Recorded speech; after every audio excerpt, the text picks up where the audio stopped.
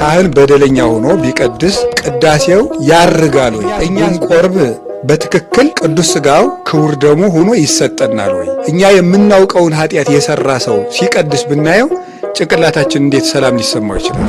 ካህን ማለት አገልጋይ ማለት ነው። ካህን ማለት አገልጋይ ማለት ነው። የሚያገለግለው ሁለት ነው የሚያገለግለው። እግዚአብሔርን ያገለግለዋል በምስጋና በመስዋዕት፣ እንደገና የእግዚአብሔርን ሕዝብ ያገለግለዋል። ስለዚህ አንድ ካህን ለእግዚአብሔር ንጽሕና ለሕዝቡ ትሕትና ይይዛል ማለት ነው። እግዚአብሔርን ያገለግላል፣ ሕዝቡን ደግሞ ያገለግላል። ስለዚህ ሕዝቡን ለማገልገል ትሕትና ያስፈልገዋል፣ እግዚአብሔርን ለማገልገል ደግሞ ንጽሕና ያስፈልገዋል፣ ቅድስና ያስፈልገዋል። ያ ማለት ካህን የማይሳሳት ቅዱስና ፍጹም ነው ማለት ሳይሆን ሁልጊዜ ራሱን ለማንጻት የሚጥር የሚታገል በየጊዜውም ነውሩን በንስሐ እያራቀ የሚኖር መሆን አለበት ማለት ነው። ስለዚህ አንድ ካህን ድርሻው እግዚአብሔርንና ሰውን ማገልገል ነው። እግዚአብሔርንና ሰውን ማገልገል ነው። እግዚአብሔርን በሰዓታት ያገለግላል፣ በማህሌት ያገለግላል፣ በኪዳን ያገለግላል፣ በቅዳሴ ያገለግላል፣ በጸሎት ያገለግላል፣ መስዋዕት በመሰዋት ያገለግላል፣ በስግደት ያገለግለዋል፣ በጾም ያገለግለዋል፣ በጸሎት ያገለግለዋል እግዚአብሔርን። እንደገና ደግሞ የእግዚአብሔርን ሕዝቦች ደግሞ ያገለግላል። አንድ ካህን እግዚአብሔርን ብቻ ሰዓታቱን እየቆመ ቅዳሴውን እየቀደሰ ኪዳኑን እያደረሰ ጸሎት እየጸለየ ንጹሕ ጽሩይ ፍጹም ካህን ቢሆንና ሕዝቡን ግን ባያገለግል ካህን ሊባል አይችልም። ጉድለት አለበት። አንድ ክንፍ ብቻ ያለው ወፍ ሆነ ማለት ነው። ስለዚህ ሁለቱን ማገልገል አለበት። በነገራችሁ ላይ እውነተኛ ምንኩስና ራሱ ሰውንና እግዚአብሔርን መውደድ ነው አይደል? ታውቃላችሁ። እውነተኛ ምንኩስና እግዚአብሔርንና ሰውን መውደድ ነው። መነኩሴ ሁልጊዜ ጥረቱ ምንድነው? እግዚአብሔርና ሰው እንዳይከፋበት ነው። እንደሱ ነው። እግዚአብሔርን በፍጹም ልብ መውደድና ባልንጀራን በፍጹም ለመውደድ። ምክንያቱም በዓለም ሲኖር ሀብት ንብረት የሚባለው ነገር ፍቅር ይካፈላል፣ ፍቅር ያጎላል፣ ያጣላል። መነኮሳት ግን ያንን ዓለም የሚያጣላውን ነገር ጥለው የሚመጡት ሰውን በሙሉ ልብ መውደድ እንዲችሉ ነው። ያን የሚያጣላውን ነገር ጥለው የሚመጡና ኑሯችን ይሄንን መስቀል ነው የሚመስለው። ኑሯችን ይሄን መስቀል ነው። የክርስቲያኖች ኑሯችን በተለይ የመነኮሳትና የካህናት ይሄ መስቀል ወደ ላይ አንድ ቋሚ ያለው፣ እንደገና ደግሞ ወደ ጎን አንድ መስመር አለው። ወደ ላይ ያለው ከእግዚአብሔር ጋር ያለንን ህብረት ነው የሚያመለክት። ወደ ጎን ያለው ከሰዎች ጋር ያለንን ህብረት ነው የሚያመለክት። ይሄንን ለማድረግ ግን ይሄ መስቀል ነው። መስቀል ማለት ደግሞ መከራን የሚወክል ነው። እግዚአብሔርንም ለመውደድ ትግል አለው፣ ሰውንም ለመውደድ ትግል አለው። ማን ይፈትናል? ዲያብሎስ ይፈትናልና ማለት ነው። ለዚህ ብሎ ትዕግስት ሲኖር እግዚአብሔርን ለመውደድ በሚመጣው መከራ ታጋሽ ሲሆኑ፣ ሰውንም ለመውደድ በሚፈተኑት ፈተና ታግሶ ሲኖሩ አንድ ሰው መነኩሴ፣ ካህን፣ ክርስቲያን ይባላል ማለት ነው።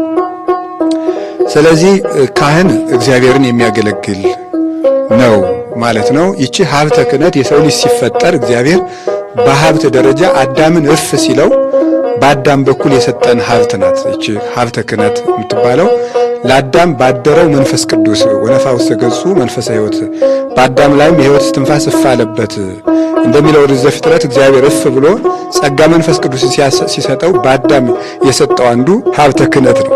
በትንቢተ ኢሳይያስ ምዕራፍ 11 ቁጥር 1 ጀምሮ እንደተቀመጠው እስከ ቁጥር 4 ድረስ ያለው ሰባቱ መንፈሶች የሚባሉት ከሰባቱ ሀብታት አንዱ የክህነት ሀብት አንዱ ነው፣ እግዚአብሔርን ለማገልገል። ከዛ አዳም ለልጁ ለሴት፣ ሴት ለሄኖስ፣ ሄኖስ ለቃይናል፣ ቃይናል ለመላልኤል፣ መላልኤል ለያሬድ፣ ያሬድ ለሄኖክ፣ ሄኖክ ለማቱሳላ፣ ማቱሳላ ለኖህ እያለ እንዲህ እየወራረደ መጥቶ አብርሃም፣ ይስሐቅ፣ ያዕቆብ እያለ በዚህ በምርቃት በቡራኬ ነበር የቀድሞይቱ ክህነት የምትሰጠው። በበረከትና በቡራኬ ነበር የሚቀበሏት። በበረከት እየተቀበሉ አባቶቻችን መስዋዕት ያቀርቡ ነበረ ለእግዚአብሔር ማለት ነው። ከዚያ በኋላ ግን በሙሴ ዘመን ሲደርስ እግዚአብሔር በአንብሮተ እጅ በመጫን ሕግ ተሰርቶለት ክህነት ራሱን ችሎ ወጣ ማለት ነው።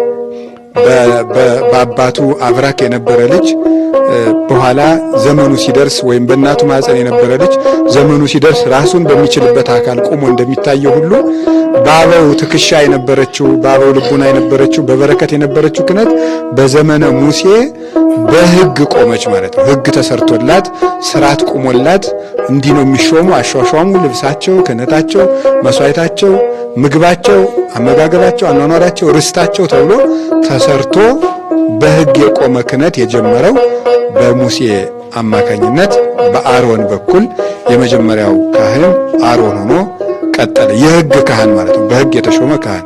እንግዲህ እነዚህ ካህናት በብሉይ ኪዳን የሚያደርጉት ስራ ነበራቸው። በብሉይ ኪዳን የነበሩ ካህናት የሚያደርጉት ሕዝቡን ከእግዚአብሔር ጋር ያስታርቃሉ። ኃጢአት አፋዊ አስተስርዮ፣ አፋዊ ማለት ውጫዊ የሆነ መንግስተ ሰማያት የማያስገባ የኃጢአት መንጻትን ያደርጉ ነበር። ቅዱስ ጳውሎስ በዕብራውያን ምዕራፍ 9 ላይ እንደነገረን አፋዊ ንጽህናን ያነጹ ነበረ። ሰውን ከእግዚአብሔር ጋር ያስታርቃሉ። ምድራዊ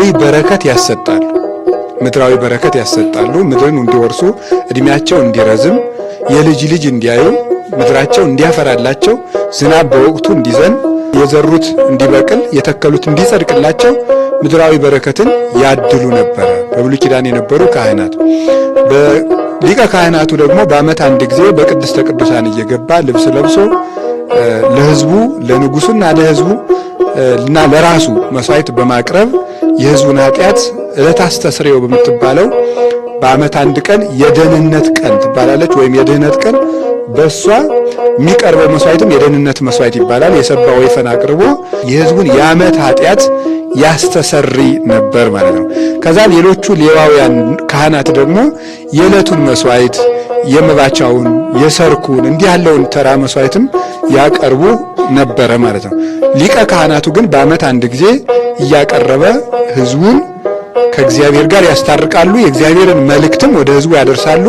ሕጉን ያስተምራሉ። ትንቢት ይናገራሉ። ተስፋ ይቀጥላሉ። ለጌታችን ለኢየሱስ ክርስቶስ ለእውነተኛው መሲህ መምጣት መሰረት እየጣሉ በር እየከፈቱ ጥርጊያ እየጠረጉ ሕዝቡን ሲያሰናዱ የነበሩ ናቸው የብሉይ ኪዳን ካህናት የሚባሉት ባጭሩ ማለት ነው። እነዚህ ተስፋ ሲጠብቁ የነበሩ ናቸው። ራሱ ሊቀ ካህናቱ ኃጢአት ያለበት ነው። የሚያቀርበው መስዋዕትም የፍጡር መስዋዕት ነው የሚያቀርበው። የበግ ደም፣ የጊደር ደም ነው የሚያቀርበው መቅደስም ሰው የሰራው መቅደስ ነበረ። ስለዚህ ድካም ያለበትን መስዋዕት ያቀርብ ነበረ። ድካም ያለበትን መስዋዕቱ፣ መሰዊያውም፣ መስዋዕቱም እና ሰዋኢው መስዋዕት አቅራቢው ድካም የነበረበት ነበረ።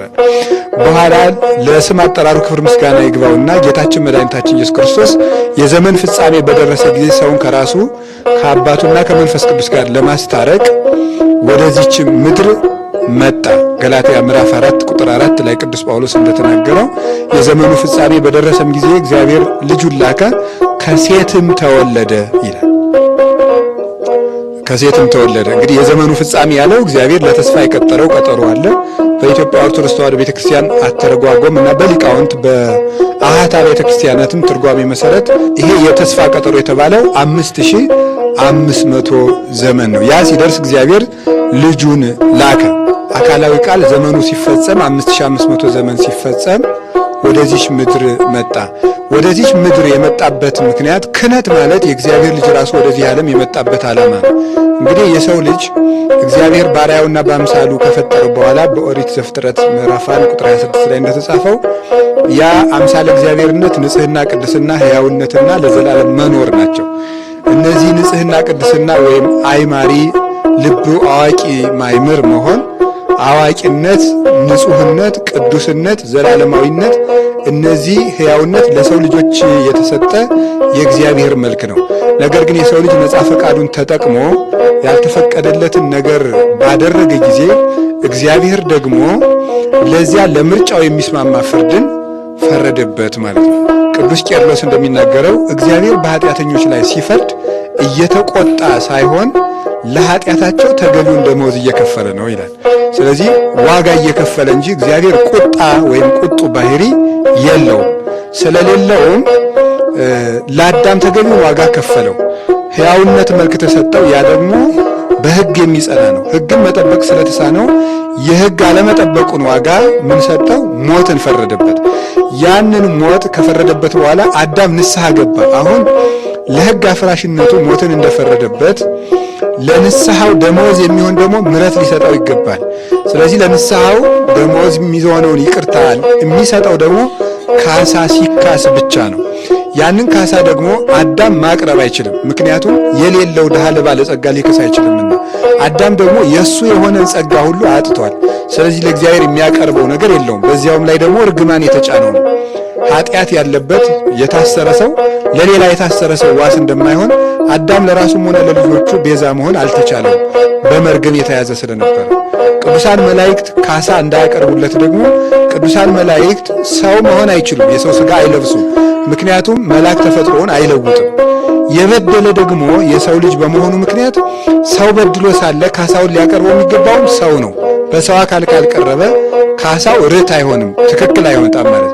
ስለዚህ ያንን ካሳ ማን ይካሳው? አዳም ሰው ነው፣ ግን በደል አለበት። መላእክት አይክሱለትም፣ ሰው መሆን ስለማይችሉ ተፈጥሯቸው ስለማይለወጡ ሌሎች ፍጥረታትም አይችሉም። ስለዚህ የቀረው አንድ ነገር ነው፣ የሚክስለት እግዚአብሔር ብቻ ነው። እግዚአብሔር ደግሞ በእግዚአብሔርነቱ ብቻ ይቅር ቢለው፣ ዝም ብሎ ያለ ካሳ ይቅር ቢለው ፍርዱ ትክክል አይሆንም፣ ይቋረጣል። ፍትህ ቀረ፣ ፍትህ ጎደለ ማለት ነው።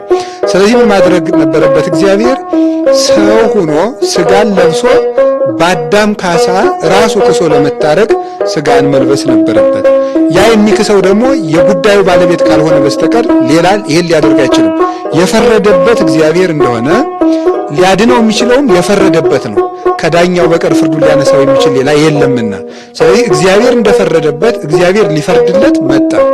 ኦሪት ዘፍጥረት ምዕራፍ 3 ቁጥር 19 ላይ እንደተነገረው አዳም ከኛ እንዳንዱ ሆነ ኮነ ከማዱ ምን እንደተባለ እግዚአብሔር እንደፈረደበት ሊፈርድለት የእሱኑ ሥጋ ሊለብስ ወደዚህ ዓለም መጣ። አሁን ጌታችን መድኃኒታችን ኢየሱስ ክርስቶስ ወደዚህ ዓለም መጣና ድንግል ማርያምን መቅደስ አደረገ። ከሷም ሥጋን ለበሰ።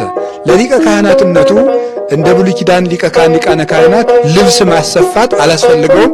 ሌላ ልብስም አልለበሰም። የሊቀ ካህናት ልብስ አልነበረውም ክርስቶስ። ያን ያደረገበት ምክንያት ልብሱ ድንግል ማርያም ስለሆነች ነው ይላል። ወይም የለበሰው ሥጋ የሊቀ ካህናትነቱ ልብስ ነው ብሎ ይናገራል አባ ጊዮርጊስ በመጽሐፈ ምስጢር ሲናገር። ክርስቶስ ሥጋን የለበሰ ለሊቀ ካህናትነቱ ነው። ስለዚህ ያንን ሊቀ ካህናቱ ሴሞ አቡሁ ይላል ቅዱስ ያሬድ፣ አባቱ ሾመው ይላል። ያል ማለት አልበሶ ሥጋ ማለት ነው። ሥጋን አለበሰው ነው እንጂ አንተ ሊቀ ካህናቱ ብሎ ሾመው ማለት አይደለም። ሥጋን አለበሰው። ሊቀ ካህናት የሚሆንበትን ሥጋ እንዲለብስ የአብም የመንፈስ ቅዱስም ፈቃድ ነበር፣ የራሱን ፈቃድ ነበር። አሁን ያን ሥጋ ለበሰና ጌታችን መድኃኒታችን ኢየሱስ ክርስቶስ ሦስት ነገሮችን አሟልቶ መጣ። የመጀመሪያው ዘላለማዊ ክህነት፣ ዘላለማዊ መስዋዕት፣ ዘላለማዊ ሊቀ ካህናት። እነዚህ ሦስቱን ያሟላ ክርስቶስ ብቻ ነው። እኛም ዘላለማዊ በደል ነው የነበረብን። ዘላለማዊ በደል እንዲነሳልን ዘላለማዊ ካሳ ያስፈልገዋል። ፍጡር ደግሞ ዘላለማዊ ካሳ ማቅረብ አይችልም። ዘላለማዊ ሊቀ ካህናት ያስፈልገዋል። ያ ደግሞ ፍጡር ሊያደርገው አይችልም። ዘላለማዊ ካሳ፣ ዘላለማዊ ካሳ አቅራቢ፣ ዘላለማዊ ክህነት ያስፈልገዋል። ዘላለማዊ መስዋዕት ያስፈልገዋል። አሁን ጌታችን መድኃኒታችን ክርስቶስ ሦስቱን አሟልቶ መጣ። ዘላለማዊ ክህነት ይዞ መጣ። ሊቀ ካህናት ነው። የዘላለም አምላክ ነው። ክህነቱ የራሱ ናት፣ ማንም የሾመው አይደለም። ስለዚህ የዘላለም ሊቀ ካህናት ይባላል። እሱ ክህነቱ እስመ ይሳር ክህነቱ ለዓለም፣ ክህነቱ ለዘላለም አይሻርም ይላል ቅዱስ ጳውሎስ። ለምን? እሱ የዘላለም አምላክ ስለሆነ ነው። ክህነቱም የዘላለም ነው፣ መስዋዕቱም የዘላለም ናት። ጌታችን ኢየሱስ ክርስቶስ ያቀረበው ሥጋ ያቀረበው ደም የራሱ መስዋዕት የዘላለም መስዋዕት ናት። ቅዱስ ጳውሎስ ዕብራውያን ምዕራፍ 7 ከቁጥር 25 እስከ 27 እንዳቀረበው ምንድን ያለው? ወይክላድኅኖቶሙ ለእለ ይመጽኡ እንተ መንግሌሁ ሀበ እግዚአብሔር እስመ ሕያው ውእቱ ወይተነብሎሙ። እርሱ ይላል በእርሱ መስዋዕትነት በኩል ወደ እግዚአብሔር የሚመጡትን ሊያድናቸው ይቻለዋል። ከዚያስ ደግሞ እስመ ሕያው ውእቱ ወይተነብሎሙ ለዘላለሙም ሕያው ነውና ያስታርቃቸዋል ይላል። ለዘላለሙም ሕያው ነውና ያስታርቃቸዋል።